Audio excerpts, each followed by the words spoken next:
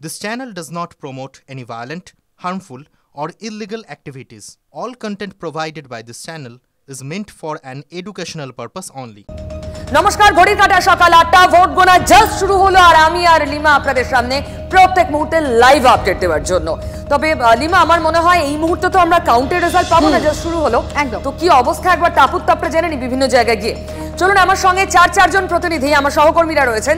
আমার সঙ্গে রয়েছে সায়ন্ত হাড়োয়া থেকে, অনন্ত রয়েছে নৈহাটি থেকে, তালডাংরা থেকে হীরক এবং মেদিনীপুর থেকে দেবব্রত। আমি দেবব্রতকে দিয়ে শুরু করি, কারণ দিলীপ ঘোষের ফেলে যাওয়া একটা কেন্দ্র, যেখানে দিলীপ ঘোষই, যে কেন্দ্রের লোকসভা নির্বাচনে দিলীপ ঘোষই জিততে পারেননি, এবার এই কেন্দ্রটায় বিজেপি কি করবে বিধানসভায়?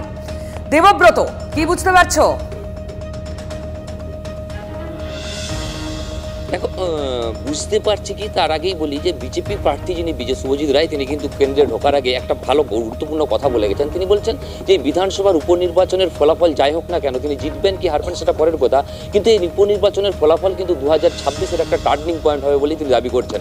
যদিও পাশাপাশি তৃণমূল প্রার্থী তিনি বলে করছেন যে তিনি তো জিতবেন, কিন্তু তার ডিফারেন্স কত থাকবে, তার পার্থক্য কত থাকবে, এটা কিন্তু তিনি এখনো কনফার্ম বলতে পারছেন না তিনি কত ভোটে জিতবেন। তবে সিপিএম প্রার্থী কিন্তু প্যারালাল হতে বলছেন যে সিপিএম বা সিপিআই এর প্রার্থী যিনি, তিনি বামেদের ভোট বাড়বে এটা কিন্তু আশা করছেন, যে আর্যিকর ইস্যু ভোট বাক্সে প্রভাব ফেলবে এটা কিন্তু তিনি দাবি করছেন। তবে তিন প্রার্থী যেভাবে দাবি করছেন একে অপরের বিভিন্ন ইস্যু, ঠিক সেই জায়গাতে দাঁড়িয়ে মেদিনীপুর কেন্দ্রে বাম কোনো ফ্যাক্টর আর আর্যিকর অন্তত তৃণমূলের দাবি অনুযায়ী একটা শহর ভিত্তিক প্রতিবাদ ছিল, সংগঠিত প্রতিবাদ, মেদিনীপুরে গিয়ে তার প্রভাব পড়তে পারে।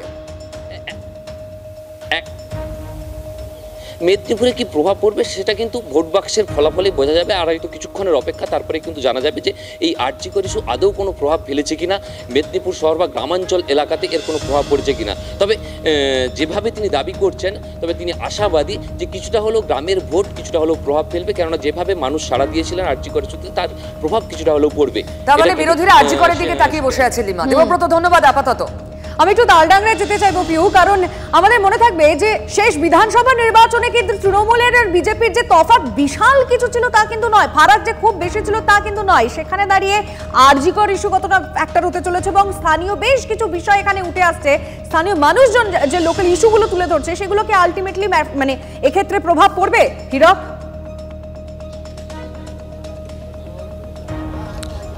দেখো, তালডাংরা বিধানসভা কেন্দ্রের যদি আমরা অতীত দেখি তাহলে দেখব যে 2011 সালের আগে পর্যন্ত এই তালডাংরা বিধানসভা কেন্দ্র কিন্তু ছিল বামেদের শক্ত ঘাঁটি, কিন্তু 2011 সালের পর থেকে বামেদের এই শক্ত ঘাঁটি কার্যত তৃণমূলের শক্ত ঘাঁটিতে পরিণত হয়। 2011 সালের পরে যে নির্বাচনগুলি, সেই নির্বাচনগুলির প্রত্যেকটিতে কিন্তু তৃণমূল বিপুল ব্যবধানে এই তালডাংরা বিধানসভা কেন্দ্র থেকে জয়ী হয়, কিন্তু সেই তৃণমূলের গড়ে এবার কিন্তু ভাঙন ধরাতে মরিয়া বিজেপির তরফ থেকে ইতিমধ্যেই যেটা বিজেপি প্রার্থী এবং বিজেপির তরফ থেকে যেটা বলা হচ্ছে যে তারা আর্যিকর ইস্যু এবং একের পর এক নারী নির্যাতনের ঘটনা, রাজ্যে ঘটে চলা নারী নির্যাতনের ঘটনা এবং সেখানে রাজ্য সরকারের ভূমিকা, পুলিশের ভূমিকা, সেই বিষয় নিয়ে তারা সাধারণ মানুষের কাছে গেছেন এবং সাধারণ মানুষ ভীষণভাবে সাড়া দিয়েছে। আর এই ঘটনাকে কেন্দ্র করে তারা আশার আলো দেখছেন। অন্যদিকে যারা শাসক দল অর্থাৎ বুঝতে পারছে হীরক, এই আশার আলো তারা দেখছেন, আলো কতটা জলে সেটার কয়েক মিনিট পর থেকে পরিষ্কার হতে শুরু করবে, দেখা যাক। একদমই। তবে এই 6টা কেন্দ্রের মধ্যে অন্যতম চর্চিত কেন্দ্রের নাম কিন্তু মাদারিহাট। তার কারণ মাদারিহাট উত্তরবঙ্গে, যেখানে বিজেপির শক্ত ঘাঁটি, মাদারিহাট বিধানসভা কেন্দ্র বিজেপির দখলে ছিল, তৃণমূল পাখির চোখ করে রেখেছে। যদি মাদারিহাটটা জিততে পারে তাহলে তৃণমূল রেকর্ড তৈরি করবে, আর বিজেপির কাছে সবচেয়ে বড় চ্যালেঞ্জ হচ্ছে এই আসনটাকে ধরে রাখা। দেখুন, লোকসভায় কিন্তু নিশীথ প্রামাণিক হেরেছেন তৃণমূলের কাছে। মাদারিহাটটা যদি তৃণমূল জিততে পারে, এটা একদম একটা প্রেস্টিজ ফাইটে জিতে যাবে তৃণমূল কংগ্রেস। চলুন প্রসেনজিতের কাছে যাই। প্রসেনজিৎ, দেখো, এই 6টা বাই ইলেকশনকে ইম্পর্টেন্ট এবং খুব বেশি করে চর্চায় রেখেছে অবশ্যই আরজিকর পর্ব, কারণ এরকম একটা ঝড় ঝাপটার পরে শাসক পরীক্ষায় বসছে, একটা অ্যাসিড টেস্ট শাসক তৃণমূলের জন্য, কিন্তু বিজেপির জন্য তো এটা মাদারিহাট স্পেশালি অ্যাসিড টেস্ট।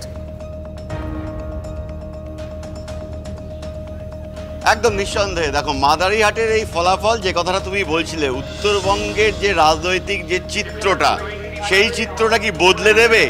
এই এলাকায় উদয়ন গুহ দিনহাটা উপনির্বাচনে রেকর্ড ভোটে জিতলেন, তারপর বিজেপির হেভিওয়েট নিশীথ প্রামাণিক হারলেন, এবার মাদারিহাটে তৃণমূল দাবি করছে ইতিহাসে নাম লেখাবে তারা, প্রথমবার মাদারিহাটও জিতবে। ফলে বিজেপির প্রেশার কিন্তু কোথাও না কোথাও বাড়ছে, কারণ বিজেপির কাছে এই আসনটা কিন্তু নিঃসন্দেহে প্রেস্টিজ ফাইট। একই সঙ্গে দেখার আরজিকর আবহের যে আন্দোলন, সেই আন্দোলন কলকাতা ছাড়িয়ে একেবারে রাজ্যের এই শেষ সীমানায় দাঁড়িয়ে এখানে কোনো প্রভাব ফেলছে কিনা। আমার সঙ্গে কেন্দ্রীয় মন্ত্রী মনোজ সিনহা আছেন। মনে হচ্ছে বেশ কিছুটা টেনশনে। আমি একবার কথা বলে দিই, মনোজদা গম্ভীর হয়ে বসে আছেন, কি মনে হচ্ছে? দেখুন, টেনশনের কোনো ব্যাপার নেই। মাদারিহাটবাসী, আলিপুরদুয়ারবাসী, বিশেষ করে মাদারিহাটের উপনির্বাচন, তো যেহেতু মাদারিহাটবাসী সবসময় ভারতীয় জনতা পার্টি এবং মোদিজিকে আশীর্বাদ করেছে, তো নিশ্চিতভাবে এইবার আমাদেরকেও আবার আশীর্বাদ করেছে। যেভাবে আমরা প্রথমবার 2016 সালে 22,038 ভোটে মাদারিহাট বিধানসভা জিতেছিলাম, প্রথমবার আমরা আরএসপির দখলে ছিল, বামফ্রন্টের দখলে ছিল। গত দুটো নির্বাচনে কিন্তু এই আসনে বিজেপির ভোট কমেছে। নিশ্চিতভাবে দেখুন, সাময়িক কিছু পরিবর্তন ঘটে, সেটা স্বাভাবিক, কিন্তু তার মানে কমতে পারে, কিন্তু আমরা জিতেছি এইখানে। 2016 সালে 22,038, 21-এ আমরা 29,685। হয়তো লোকসভায় ভোটে আমরা কম পেয়েছি, কিন্তু আমরা নিশ্চিত যে এই সিটটা মাদারিহাট বিধানসভায় যে উপনির্বাচন হয়েছে আমরা তৃতীয়বার জিতে হ্যাট্রিক করব। অবশ্যই। যদি তৃণমূল যেহেতু পাখির চোখ করেছে, মমতা অভিষেকরা বারবার বলছেন বিজেপিকে দুর্বল করতে হবে, তৃণমূল আত্মবিশ্বাসে জিতবে, তাহলে কিন্তু আপনাদেরকেই জবাবদিহি করতে হবে দিল্লির নেতৃত্বকে, রাজ্য বিজেপির কর্মীদের কাছে। আর নিশ্চিতভাবে দেখুন, আমরা এই সিটটা জিতবো, নিশ্চিতভাবে আমরা কেন্দ্র এবং রাজ্যের নেতৃত্বে হাতে তুলে দেব।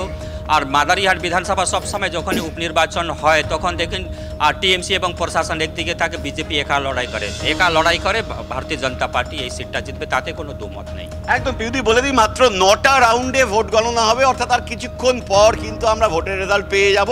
ফলে পদ্মর এই যে আধিপত্য তা বজায় থাকছে কিনা, নাকি পদ্মঘরে ঘাসফুল ফুটছে, তা কিন্তু আর সময়ের অপেক্ষা। একদমই প্রসেনজিৎ, মাত্র 5 মিনিট হয়েছে, ফলে জিজ্ঞাসাও করতে পারছি না লিমা যে কোনো আভাস দিতে পারছো কিনা।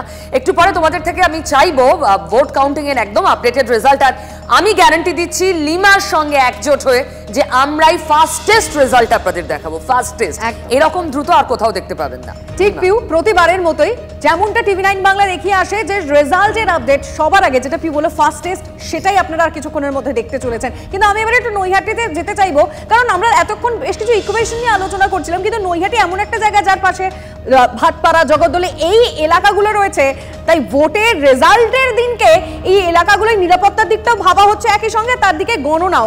সুতরাং সব মিলিয়ে ব্যালেন্স করার একটা পুলিশের কাছে চ্যালেঞ্জ কিন্তু রয়েছে, তাই কি অনন্ত?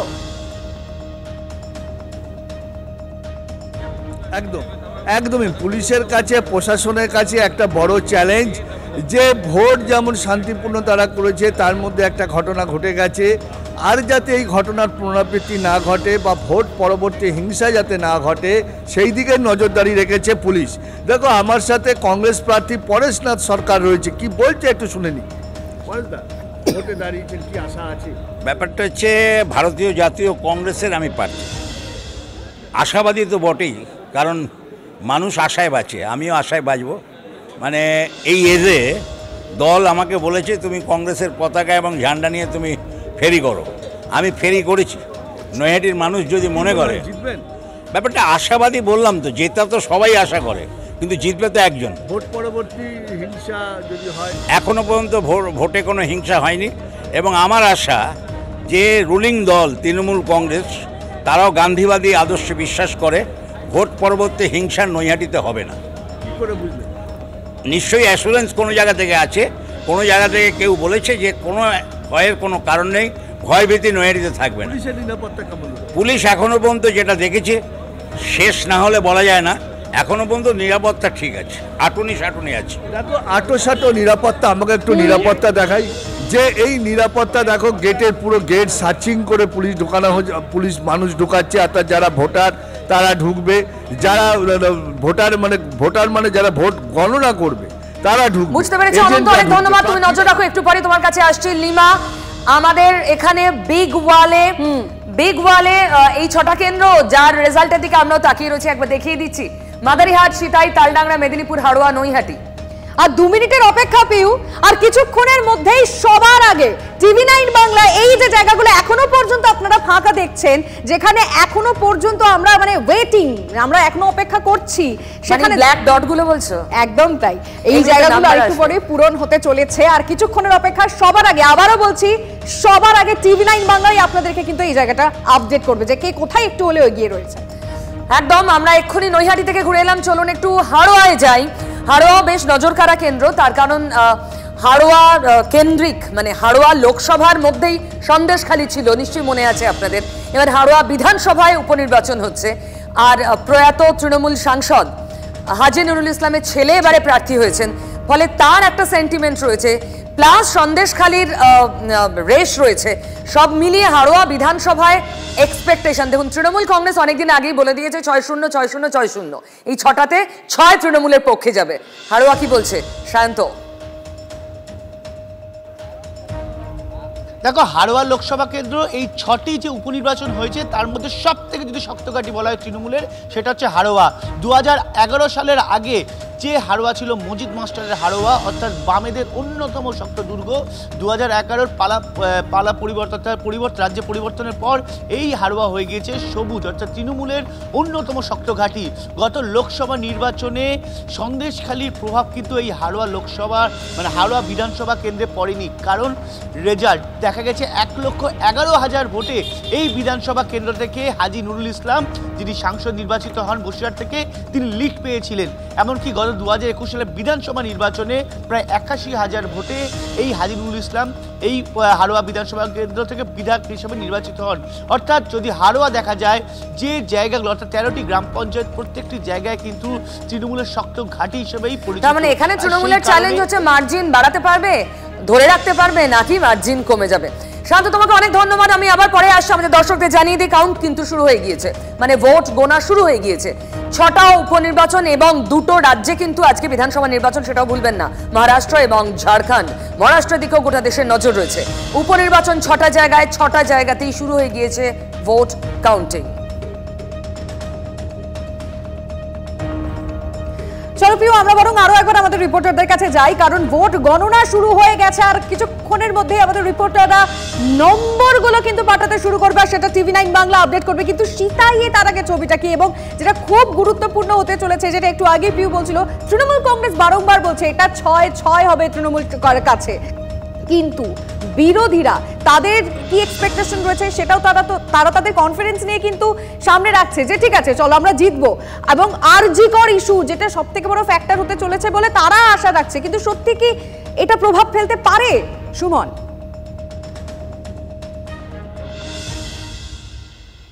একেবারে দেখো, এই আরজিকর ইস্যু রয়েছে, বিভিন্ন আরও বেশ কিছু স্থানীয় ইস্যু রয়েছে লক্ষ্মীর ভাণ্ডার। তবে সিতাই যে কেন্দ্রে উপনির্বাচন হচ্ছে, এখানকার যিনি প্রার্থী ছিলেন, বিধায়ক ছিলেন জগদীশ বর্মা বসুনিয়া, তিনি সাংসদ হয়েছেন, এবং তিনি সাংসদ হওয়ার পর এই আসনটি ফাঁকা হয়েছে।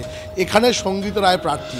তবে যত দুঃসময় তৃণমূলের যাক না কেন, এই সিতাই কেন্দ্র কিন্তু আগাগোড়াই শক্ত ঘাঁটি তৃণমূলের।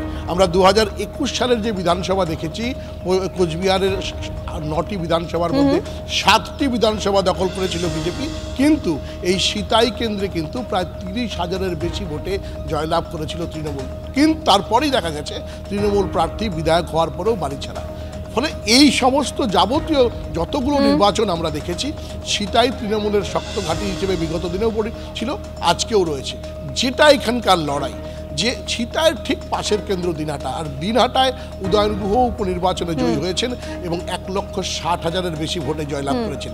ভারতের মধ্যে সেটা দ্বিতীয়। এবার যেটা টার্গেট করেছিল তৃণমূল, যে সারা ভারতবর্ষের রেকর্ড হবে সিতাই থেকে, মানে এক্ষেত্রে মার্জিন বাড়ানোটাই তৃণমূলের কাছে ভাবনার বিষয়, এর থেকে বেশি কিছু নয়। কিন্তু এরই মাঝে পিউ আপডেট এসে পৌঁছলো, একদম আপডেট, প্রথম আপডেট বলেছিলাম ফাস্টেস্ট, মেদিনীপুরে পোস্টাল ব্যালট কাউন্টিং এ এগিয়ে তৃণমূল কংগ্রেস। মেদিনীপুরে পোস্টাল ব্যালট গোনা হচ্ছে। দেবব্রত আরো আপডেট দিতে পারবে। দেবব্রত, বাজার ছাত্রছাত্রী কিন্তু ইতিমধ্যে পোস্টাল ব্যালট গণনার কাজ শুরু হয়েছে। যদিও পিভি মেশিন বা অন্যান্য মেশিন রেডি করা হয়েছে, বাট পোস্টাল ব্যালটের কাজ শুরু হয়েছে, এবং পোস্টাল ব্যালটে যেটা জানা যাচ্ছে এখন অবধি যে তৃণমূল কংগ্রেস কিন্তু এগিয়ে রয়েছে পোস্টাল ব্যালটে। তবে কত ভোটে বা কি এটা কিন্তু আরো কিছুক্ষণ টাইম দিতে হবে, তারপরে কিন্তু আরো আপডেট জানতে পারা যাবে। দেবব্রত ধন্যবাদ। সবে শুরু, তবে পোস্টাল ব্যালট মানে হচ্ছে মূলত সরকারি কর্মীরা কি মত দিয়েছেন সেটা জানা, সেটা ইউজুয়ালি শাসকের পক্ষেই যায়। তো তৃণমূল কংগ্রেস এগিয়ে রয়েছে।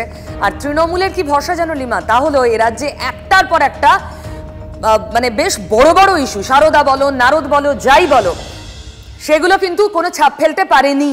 সেটাই ভরসা তৃণমূলের। মেদিনীপুর একমাত্র এখনো অব্দি ট্রেন্ড আমাদের এগিয়ে রয়েছে। মেদিনীপুরে তৃণমূল কংগ্রেস সবুজ রং করা টিএমসি সবুজ আবির সকালবেলায় অন্তত মর্নিং শোজ দ্য ডে যদি হয় তাহলে কিন্তু মেদিনীপুরে এখনো অব্দি তৃণমূল এগিয়ে রয়েছে। একদমই পিউ, মেদিনীপুরের ক্ষেত্রে বলে রাখা ভীষণ প্রয়োজন হয়। এখানকার যারা বিরোধী দল তারা কিন্তু লোকাল ইস্যু, বিশেষ করে হাসপাতাল, স্বাস্থ্য ব্যবস্থা, আমরা ডেবরার ছবি দেখিয়েছিলাম আমাদের দর্শকদেরকে যে কিভাবে তারা হাসপাতালে পৌঁছতে পারে না, এই সব কিছু বলছে ম্যাটারই করে না। কিন্তু তার মধ্যেও তারা বলছে মানুষের পাশে যেভাবে শাসক দল দাঁড়িয়েছে, অর্থাৎ একটার পর একটা প্রকল্পের কথা তারা বলছে। আমি গতকালই গিয়েছিলাম, সেখানে তারা শাসক দলের পক্ষ থেকে বলছেন যে মুখ্যমন্ত্রী মমতা বন্দ্যোপাধ্যায় একটাই মুখ এবং তাতে মানুষ আস্থা রাখবে। সেটা কি দেখাচ্ছে? মমতা ব্যানার্জির মুখ আর ভাতা, একদম এই দুই বাজি তৃণমূল কংগ্রেস। একদম তাই। মেদিনীপুর অন্তত পক্ষে এখন অব্দি তাই বলছে। এবার দেখা যাক আলটিমেটলি মানে বিকেল পর্যন্ত গিয়ে সেটা এখানেই মানে সবুজই থাকে কিনা মেদিনীপুর, নজর থাকবে। এখনো বাকি জায়গাগুলো ফাঁকা রয়েছে, আর কিছুক্ষণের অপেক্ষা। সবার আগে সেই আপডেট আমরাই দেবো, তাই তো পিউ? একদম আমরাই তো দেবো, এবং এটা গ্যারান্টি।